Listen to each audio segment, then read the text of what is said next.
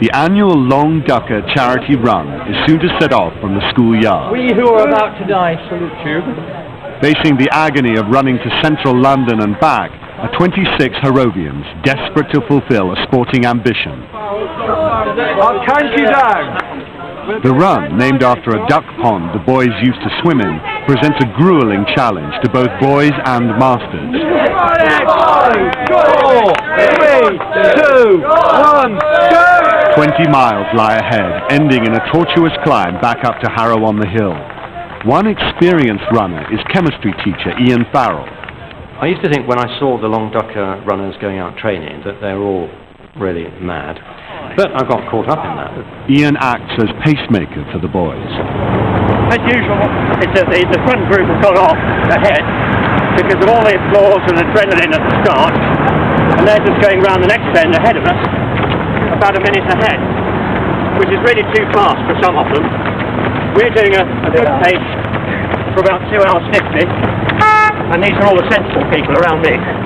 Among those sensible runners and leading Ian's group is Tom Mangle, in his final year and taking this last chance to win a very special school tie. One of the rewards of completing a long ducker run, which is almost 21 miles, is if you get back in under 3 hours, you are awarded with this tie, the long ducker tie, which to me is one of the most coveted sporting ties in the school, and it's a great sense of achievement. I just think it's absolutely extraordinary that any young person would contemplate running 20 miles, and particularly a pretty grueling 20 miles. Keep drinking, even if you don't feel too thirsty. Only senior boys are allowed to tackle the 20-mile run, and they have to undergo a rigorous training program. They train for it, of course, but you know, however much they've trained, it must still hurt like hell. It may hurt, but it's all in a good cause, raising over £20,000 for charity.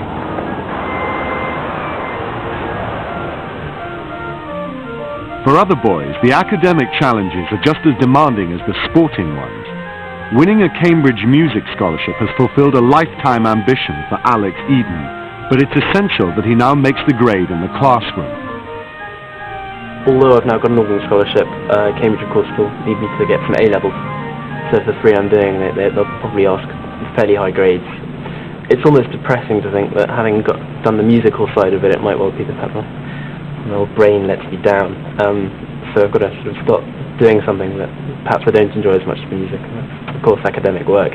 Alex spends a huge amount of time playing the organ, playing other instruments, singing, does a huge amount of wonderful work.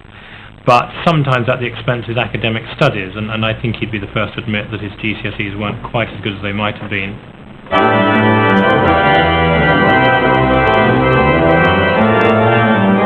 The next step towards A-level success will be the mid-term mock examinations. Alex has to do well. I think he can do it, but I think he's got to convince himself that he can do it, and that's going to be the real test. Among the front runners is one boy tackling 20 miles for the first time, but he's worried because he's missed some of the training runs. His name is Edward Sawyer. I missed out on the last one last weekend, which was sort of the last big one. Since I was a little bit hungover, which was one of the reasons maybe, but it is important, the training, and at the end of the day it's your key to success. They're nearing central London, where the run back to school will be joined by lesser athletes, including the headmaster. I've been out and bought some trainers, but I haven't actually done any training yet, nor am I likely to do any, so we'll see. At Marble Arch, the leading 20-milers touch base and begin the long trek home. It will be mostly uphill. 350 boys and masters have been sponsored for the return 10-mile trip. I've been handed a piece of card, and on one side is the medical centre telephone number, and on the other side 2 20p pieces for a public phone box. K for headmaster, claps is on the way. Very thoughtful. In a far corner of Harrow's 400 acres lies the school's private farm. It's a working dairy farm that boys also use for educational purposes. On the tractor is Harrow sixth former Matthew Scotter. He knows what he wants to do when he leaves, but he knows it may not be easy. Ever since I've come here, really, I wanted to be a country vet. Just nothing else interests me at all. I lived in Somerset all my life, which is very rural, and I've just sort of been around with animals, and it just came naturally, honestly.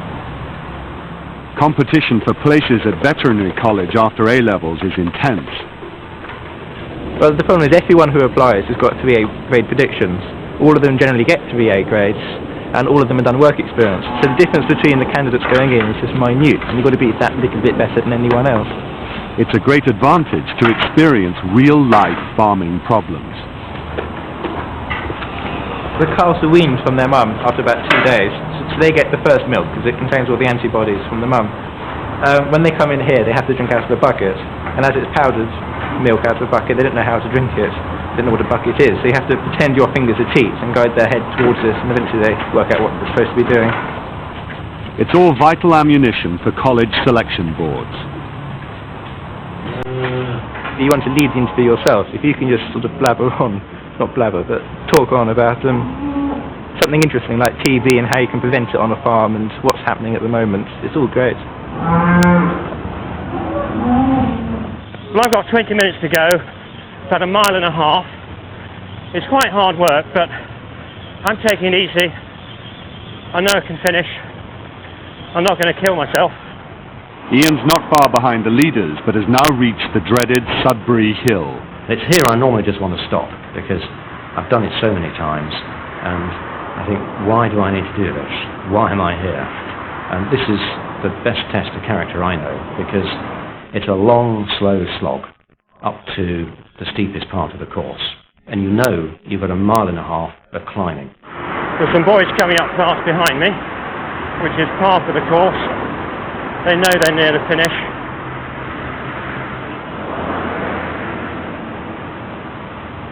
Getting to the top of the hill, as the ground begins to level out, is one of the best feelings I know.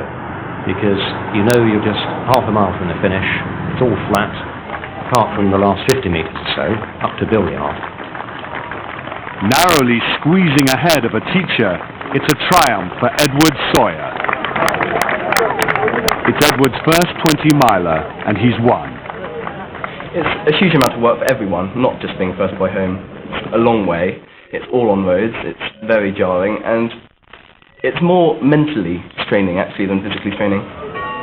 Only those who complete the run in under 3 hours are awarded the special tie. Great effort. Thank you very much indeed. Thank you. Great performance. Really, really good. I actually walked for 10 paces. Nobody saw me. Don't tell anybody. But I didn't see anybody else walk at all, which is staggering because you are absolutely cream-cracked by that time. No sign of the headmaster yet. I think the headmaster's being modest and holding himself back with the younger boys so they don't feel too disheartened.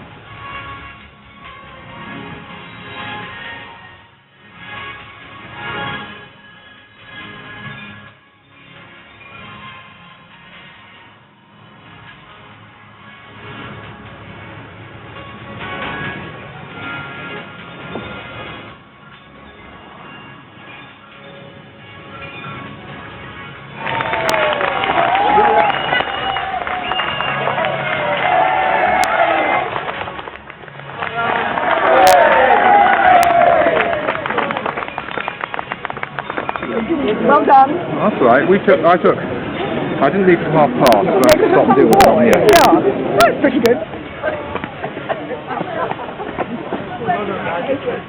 The first boy in is Edward Sawyer with time of 2:25. Well done. Thank you.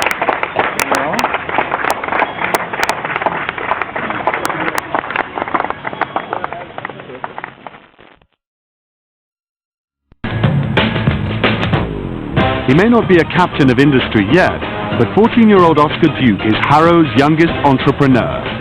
It's first Sweetie Supremo. It's Coffee Tycoon. I think lots of boys had thought about the idea of having a tuck shop, but nobody had actually ever sort of thought seriously enough about it to get it off the ground. I think I'm probably quite a determined person, and so once I'd set my heart on doing it, I was definitely going to continue until it was finished. Unhappy with local sweet shop prices, Oscar persuaded other boys to join him in buying shares to set up the Newlands House tuck shop. Profits benefit the house, but the investors also receive dividends of 30p in the pound. 45, Ollie? Yes.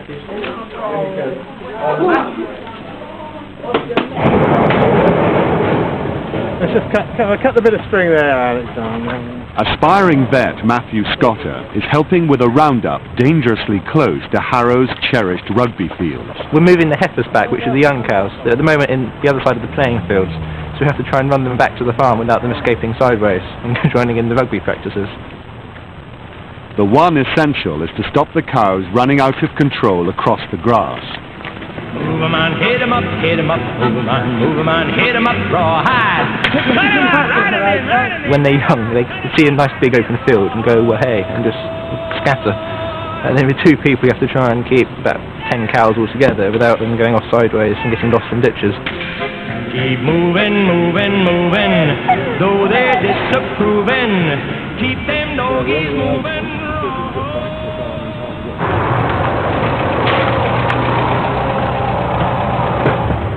Back at Newlands House, tuck shop boss Oscar Duke has been spending money he drew from the bank.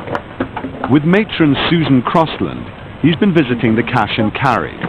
On monthly shopping sprees, they spend up to £200 a time on sweet stocks. What happened over those things? Get that. Really purple. Oh, squishy boats with gory guts. Do you think that they'll sell all right? Maybe one sound revolting. So horrible. Oh yes. They're little beetles. And the blood comes out. All the blood. Products are tested by Susan for Oscar's Emporium. What she finds disgusting, he knows will sell well. They're awful. Look at them. They're horrid. Oh, yeah, quite nice. So, I'm sure they'll be really good sellers. It seems to be a winning formula for retail success. Oscar's products are much in demand. So I think I'm afraid we're shut now. You're shut? Yeah. Oh, please, Sorry, guys. I'll pay you extra. Oh, rejection. I'll pay you bonuses. I'm sorry, but I think we've got to get on to the shareholders meeting. Lots of people have suggested an entrepreneurial career, but I never really wanted that. I mean, I've always thought of the tuck shop as more something sort of fun as opposed to a job, really. So, have you ever chord of C major? A composition class for organist Alex Eden and members of the sixth form. Neapolitan 6 is the chord of the flattened supertonic first inversion. What's the... Alex must get an A grade to take up his organ scholarship. D. Then what's the flattened supertonic of D? Brilliant, okay. Taking the organ scholarship for Alex has been absolutely crucial, and hopefully it will act as a boost for him to work really hard. You have a passing 6/4 course. You have a Master Oliver Gooch also won a music scholarship to Cambridge. He too was educated at Harrow. I was in a very similar situation 5 years ago, where that immediately made me focus and work and think this could be mine, which happened. If it happened for me, I'm sure it can happen for Alex. He really does put his mind to it. Or you could go to the major. Do you know what that's called? Just because you've just done quite a lot. Alex has just finished his mock A-levels. His academic progress is worrying his housemaster David Ellery. He needs 2 A's and a B at A-level to secure his place at Cambridge, and his exam results, I think, are somewhat disappointing and give cause for concern as to whether he's going to make the grade in all 3 subjects. I think making sure I get the right A-level grades is just a question of time management. In history, he, for one of his masters, is somewhere around grade C or D. Just tightening up on sort of the odd 20 minutes here and there. For English, one master has him at grade B and the other master has him at grade C. Instead of just sort of sitting around listening to the radio or socialising or something, perhaps be more edged towards sort of reading a book that could prove useful. And in music, one grades in B and the other one grades in A/B. Ideally, I'd be in charge of a choir somewhere, nice big cathedral, big cathedral close and lots of people around and just enjoying themselves and enjoying what I'm doing with a choir or something. I think would be my idealistic view of what I might end up doing in 20 years' time. Anything but teaching, really. In the end, like any other boy at any school, Alex Eden has got to sit down at his desk and put in the hours. Nobody can do that for him. All I can do is create the right environment and the right personal motivation. Since David Ellery's assessment, Alex has been busy rehearsing for the forthcoming Churchill Songs, Harrow's biggest musical event. His A-level exams are just months away. At Morton's, they're preparing for a social with girls from a local independent school. 12 girls have been invited for the evening to mix with sixth formers, whilst the younger boys act as waiters. On tonight's menu, salmon, crab, and fine French wines.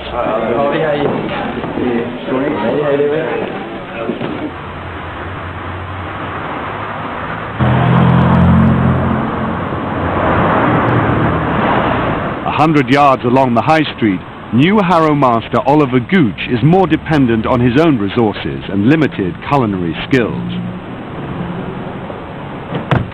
Tonight I am going to cook a chili con carne, which is a la my father wrote me this recipe out, and it was very, very good.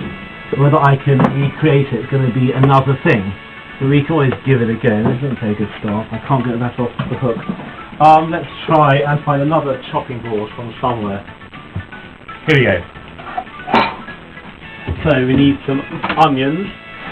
Well, I actually feel a bit like a TV chef here. At Newlands, Housemaster Richard Burden holds the annual meeting of the Tuck Shop shareholders. On last term's trading, we produced a profit of £262.72.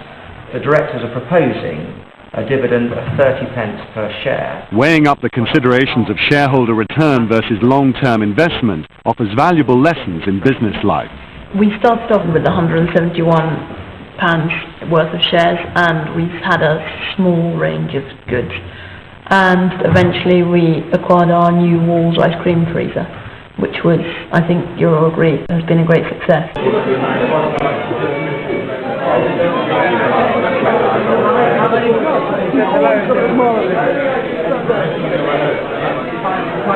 The family of Donco. These socials are not designed as blind dates exactly, and rarely does a long-term relationship come out of them. But you would expect that after this evening there will be perhaps one or two who will maybe exchange letters, maybe phone calls, and a date or two may well result. Now I'm looking for some herbs.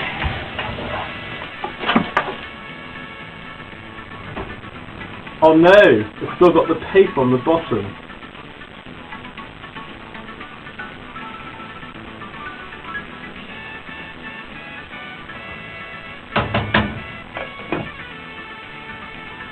Add a bit of Marmite if needed. Marmite and chili con carne. Never heard of it. I think I'll give the Marmite a miss there. Right. And et voilà, chili con carne à la goutte sans Marmite.